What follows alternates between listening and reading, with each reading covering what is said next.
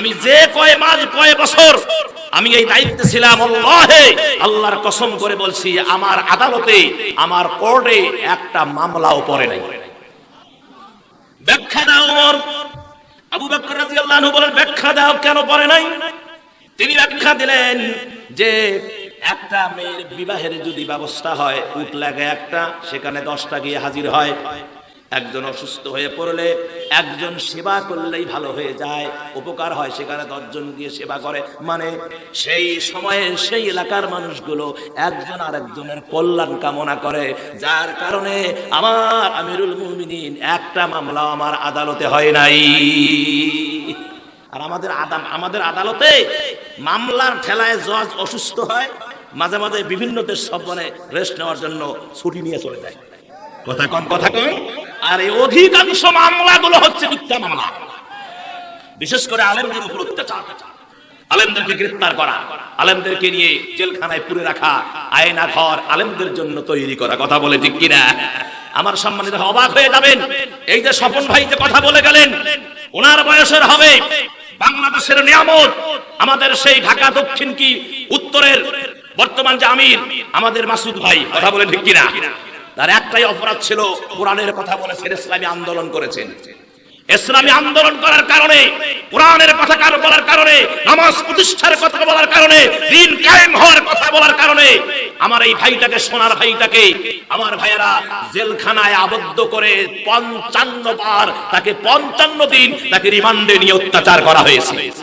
কয়দিন? 55 দিন। বাংলাদেশের ইতিহাসকে ম্লান করে দিয়েছে। বাংলাদেশের ইতিহাসে এরকম আর কোন ঘটনা নাই যে একটা মানুষকে 55 দিন রিমান্ডের মধ্যে নিয়ে টর্চার করা হয়েছে, তার হাড় হাড্ডি সব গুঁড়া করে দেওয়া হয়েছে, মানসিক টর্চার করা হয়েছে। কারণটা হলো এই ইসলামের কোরআনের পথে থাকার কারণে, দ্বীন কায়েমের এই আন্দোলনে লড়াইয়ের কারণে তার পরিণতি এই করে দিয়েছে। কথা বলেন ঠিক কিনা? বসে থাকবেন? বসে থেকে কোনো লাভ নাই, লাভ নাই। আল্লামা সাঈদী বলেছেন যে ওই কি বলে, বিড়ালের মতো 100 বছর বেঁচে থেকে লাভ নাই, সিংহের মতো 1 ঘন্টা বাঁচতে চায়।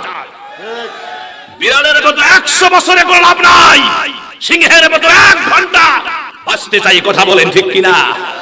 আমার ভাইয়েরা, ভ্রুঙ্গামারের মুসলমানেরা, ইসলামী আন্দোলনের কর্মীরা, তোমরা সজাগ থাকবা, সব সময় প্রস্তুত থাকবা।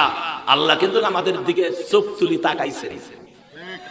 আমরা 16টি বছর নির্যাতন সহ্য করেছি, চোখের পানি ফেলে কেঁদেছি, বিছানায় গা দিতে পারি নাই, মায়ের কোলে ঘুমাতে পারি নাই, সন্তানকে বুকে নিয়ে ঘুমাতে পারি নাই, স্ত্রীর বিছানায় শুইতে পারি নাই, এমনকি মসজিদে যখন নামাজ পড়তে গেছি সেখান থেকে আমাদেরকে গ্রেফতার করা হয়েছে।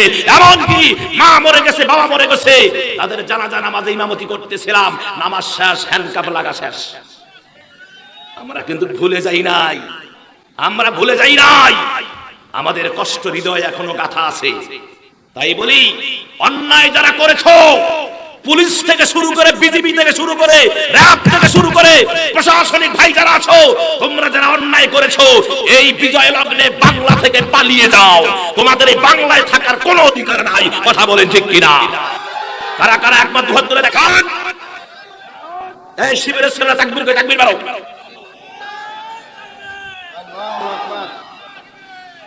জোরে জোরে।